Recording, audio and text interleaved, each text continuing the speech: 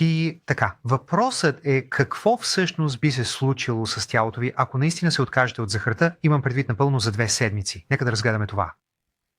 На първо място ще изгубите апетита си за захар. Защо? Защото всеки път, когато консумирате захар, един хормон се намесва и понижава кръвната ви захар, причинявайки състояние на ниска кръвна захар, хипогликемия до известна степен, и това ще ви накара да жадувате за захар. Така че като се отървете от захарта, се отървавате и от желанието за захар. На второ място ще усещате много по-малко глад. Докато не го направите сами, няма как да разберете напълно, но ви уверявам, именно захарта е тази, която ви държи постоянно гладни. Когато се откажете от нея, ще забележите, че ставате значително по-малко гладни. Защо? Защото стабилизирате кръвната си захар и сега клетките ви могат да бъдат наистина нахранени. Защото когато живееш на захар, понеже захарта е токсична за тялото, то започва да я отхвърля. Това се нарича инсулинова резистентност. Така тялото блокира инсулина, защото той контролира захарта и това, което тялото ти наистина се опитва да направи, е да ограничи количеството захар в клетките. Така тялото не го смята за нещо добро, а за нещо лошо. Така че, когато се откажете от него, това нещо може да се обърне. И не само, че вече ще можете да усвоявате правилни количества гориво, но и ще усвоявате хранителни вещества много по-добре, защото инсулиновата резистентност също блокира хранителни вещества, минерали, витамини, а това е една от функциите на инсулина. Добре, номер 3. Можете да имате по-малко умора, особено след като сте се нахранили. Когато ядете захар редовно, обикновено ще се чувствате уморени след ядене. И това е нещо свързано с кръвната захар. Но ще откриете, че вече няма да сте толкова уморени след хранене. Това просто означава, че вече нямате висока захар, което по принцип изморява мозъка. Това е нормална захар и сега мозъкът ви може да бъде буден. Добре, номер 4. Ще започнете да губите излишна вода и мазнини. През първата седмица ще изхвърлите доста вода и малко мазнини, но след това ще бъдат все повече и повече мазнини. Ще се изненадате колко много течности задържате. Някои хора в рамките на една седмица могат да свалят около 13 паунда течности. Те задържат тези течности, а това не може да е толкова здравословно за сърцето. Разбира се, ще видите как дрехите ви се отпускат, особено около корема. Коремът ви, талията ви е един от най-добрите показатели, за да разберете дали консумирате твърде много захар. Ако намалиш консумацията на захар, стомахът ти се свива. Ако пък продължиш да консумираш захар, стомахът ти ще се разшири. Разбираш ли?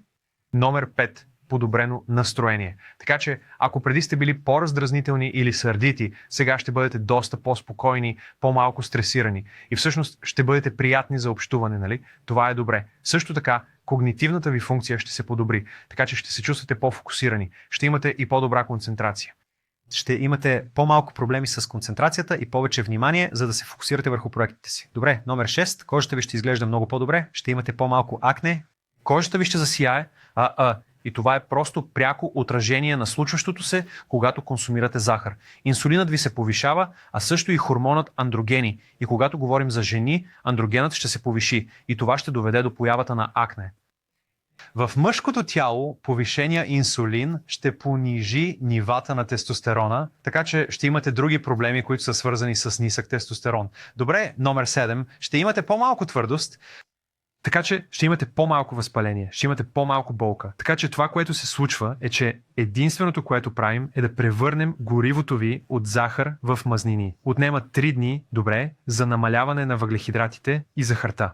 Може да изпитате влошаване на симптомите за около 3 дни, нали? Хора, всеки всъщност може да се справи с 3 дни. И ако приемете малко Б-витамини от хранителна мая и малко калий, вероятно изобщо няма да имате никакви симптоми. Така че ще бъде сравнително лесно. На клетъчно ниво вие изграждате нови ензими, за да задвижвате тялото си с масни горива, нали? Ето какво се случва. Вие имате малки машини, които буквално преминават към различен източник на гориво. Точно това се случва през тези 2 седмици. Получавате намалено възпаление в артериите си, нали? Точно това се случва, когато спрете захарта. По-малко възпаление. Това ще ви помогне в дългосрочен план да предотвратите образуването на съсиреци или плаки и да намалите риска от инсулт и инфаркт. Също така ще започнете да развивате мозъчни клетки. Защо? Защото когато намалите захарта, тогава тялото ви работи с различен източник на гориво, наречен кетони. А кетоните подпомагат растежа на нервните клетки. Добре, следващото е черният дроб. Ще започнете да изхвърляте част от тази мазнина, която се е натрупала в черния ви дроб и можете да я използвате като гориво. така че сте на път да прочистите черния дроб, за да не е вече омазнен. Между другото, като странична бележка, ако имате голям корем, най-вероятно имате омазнен черен дроб, нали? Така че, правейки това, ще намалите мазнините в черния си дроб. И накрая ще имате по-добра функция на бъбреците. Погледнете един диабетик. Бъбрекът е основна мишена за проблеми. Когато всъщност намалите количеството захар, намалите въглехидратите, можете значително да подобрите бъбречната функция. Ето хора, това е. Може би ще искате да опитате това. Опитайте и ще видите. Може би не трябва да говоря за пудинг, но това е черешката на тортата. Не, може би дори не трябва да говоря за това. Добре, благодаря, че гледахте. Здравейте хора, не знам дали вече имате приложението ми, това на Derberg. Напълно безплатно е. Трябва да си го изтеглите, става ли? Ето как изглежда. Кликате върху него. Дава ви всякакви страхотни ресурси. Имам всичките си YouTube видеа в това приложение, нали? И то редовно качва най-новите. Всички YouTube видеа са също конвертирани в аудио версии, добре? Така че можете да го ползвате докато се разхождате, спортувате или шофирате колата си. Имам мини курс там. Ще добавям и допълнителни курсове. Имам качени много рецепти там, а това е ново, както и PDF ресурси. Така че има различни неща за изтегляне, PDF файлове, които можете да получите също. И ако не ви е проблем, след като го свалите, моля, разгледайте го. Дай ми безпристрастна оценка и кажи как ти е.